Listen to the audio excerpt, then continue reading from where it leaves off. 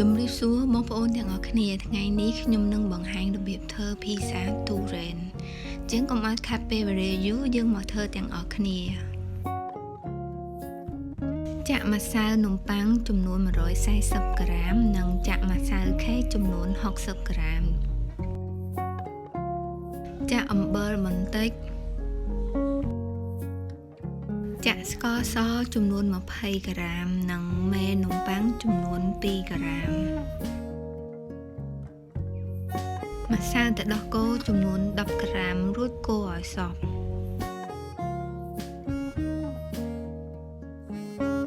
រួចចាក់ទឹកចំនួន110ក្រាមរួចកូរឲ្យសព្វចូលគ្នា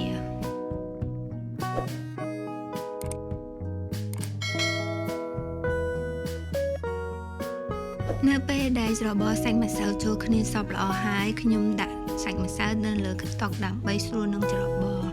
រួចច្របល់ម្សៅប្រហែលជា5នាទី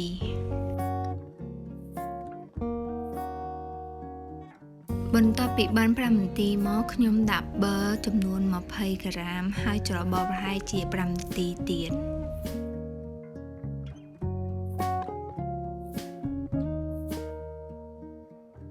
បន្ទាប់ពី5នាទីមកខ្ញុំបិទម្សៅចូលក្នុង3ទៅ4ដងរួចមូលដូចបាល់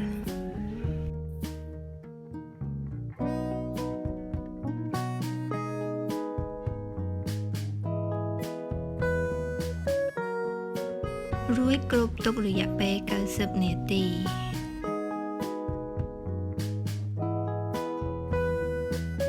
បន្ទាប់ពីបាន90នាទីមកខ្ញុំយកសាច់ម្សៅមកច្របាច់ខ្យល់ចេញរួចដាក់នៅលើតុបន្ទាប់មកខ្ញុំកាត់សាច់ម្សៅជា2ចំណែកដើម្បីបានភីសា2មួយទៀតបើបងប្អូនចង់បានភីសាសំបកក្រាស់បងប្អូនមិនចាំបាច់កាត់នោះទេតែខ្ញុំចង់បានភីសាសំបកស្ដើងអញ្ចឹងខ្ញុំកាត់ជា2ដើម្បីបានភីសាសំបកស្ដើងបន្ទាប់ពីផ្អាប់សាច់ម្សៅរយៈពេល90នាទីមកបងប្អូនអាចដុតនំភីសាភ្លាមឬក៏បានឬក៏បងប្អូនអាចទុកក្នុងទូទឹកកកពេលដែលបងប្អូនទំនេរអាចដុតក៏បានដែរហើយការទុកក្នុងទូទឹកកកនោះគឺបានរយៈពេល2ថ្ងៃបន្ទាប់ពីសង្កត់សាច់ម្សៅរួចមកខ្ញុំលាបប្រេងឆានៅលើថាសរួចដាក់សាច់ម្សៅនៅលើថាស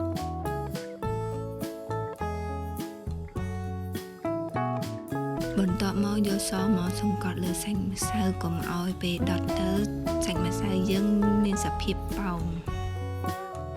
រួចដុតនៅក្នុងឡដែលមានកម្ដៅហើយស្រាប់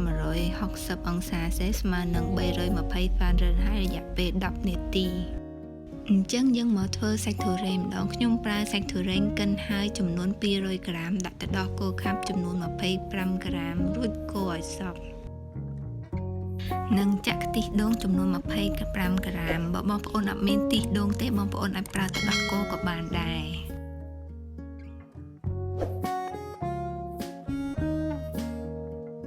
បន្ទាប់ពីដុតនំបាន10នាទីមកយកគ្រីមឈីសមកលាបពីលើនំឲ្យពេញ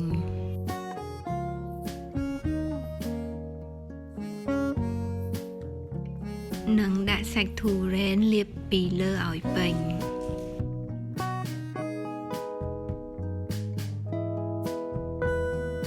រួចដាក់ឈីសពីលើ